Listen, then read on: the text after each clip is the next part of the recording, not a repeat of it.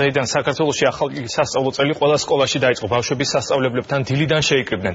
ბევრმა სკოლამ სწავლის დაწყება საზეიმო ვითარებაში აღნიშნა. ზოგიერთი კი ახალ სასწავლო წელს სრულიად ახალი სახით შეხვდა.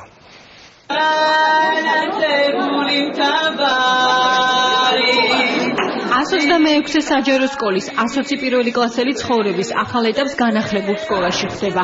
ისინი ვისთვისაც ზარი დღეს პირველად დაირეკა, უსაჩუქროდ არ დაუტოვებიათ.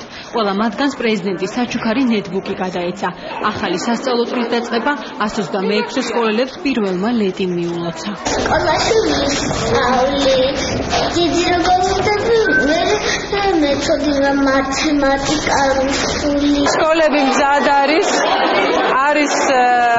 უკეთესი შენობები, არის აუცილებლად უკეთესად მომზადებული პედაგოგები და უსაფრთხოებაც არის დაცული. მე მგონი ეს არის მთავარი.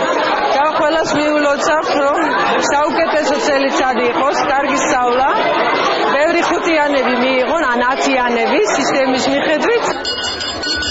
პირველი ზარი პირველ სკოლაში წელს 165 მოსწავლისთვის დაირეკა. ყველა მათგანი პირველ სასწავლო წელს განსაკუთრებული ემოციებით და ინტერესით ხვდება. კიდევ რამდენიმე ასეულ პირველ კლასელს კი სასწავლო წლის დაწყება 105 სკოლაში თბილისის მერმა მიულოცა.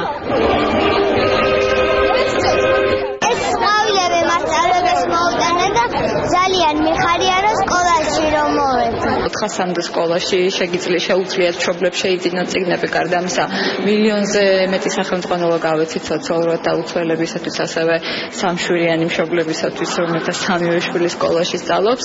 უკვე ჩაიტვირთა ელექტრონული ბაზები დიდ ქალაქებში, უკვე ელექტრონული ჟურნალი შემოვა 17 სექტემბრიდან, დღეიდან, ასე რომ პრაქტიკულად ყველაფერი მზად არის. პირველ კლასელები მიიღებენ ყველა პირველ კლასელი ბუკებს, პერსონალურ კომპიუტერებს. ქუთაისში აფხაზეთის მე-6 საჯარო სკოლის მოსწავლეებმა სასწავლო პროცესი გარემონტებულ შენობაში დაიწყეს.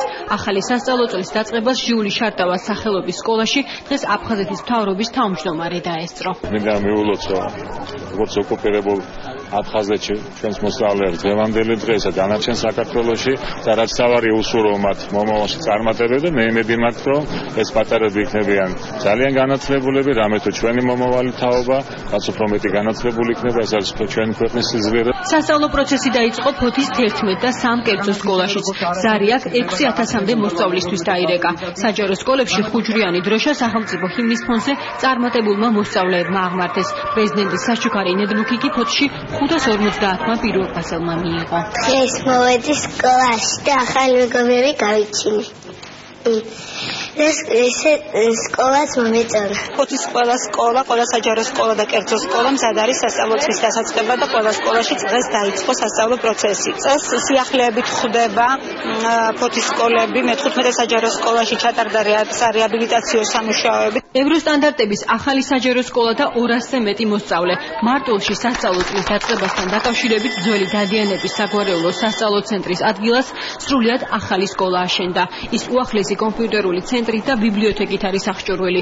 მარტვილში ახალი სკოლის გახსნას განათლების მინისტრის მოადგილე დაესწრო. ყველა პირობები არის ბავშვებისთვის შექმნილი. ულოცავ როგორც სოფელს, ასევე ყველა ბავშვს ახალი სასწავლო წლის დაწყებას. 2012-2013 წლის სასწავლო სეზონი 2082 საჯარო სკოლაში განახლდა. სწავლა დაიწყო უმეტეს უმაღლეს სასწავლებლებშიც. გარკვეული კატეგორიის 140,000 მოსწავლე პირველიდან მე-12 კლასის ჩათვლით სახელმწიფოსგან საჩუქრად სასკოლო სახელმძღვანელოებს მიიღებს. წელს პირველად სასკოლო წიგნები საქართველოს მასშტაბით 400-მდე სკოლაში იყიდება.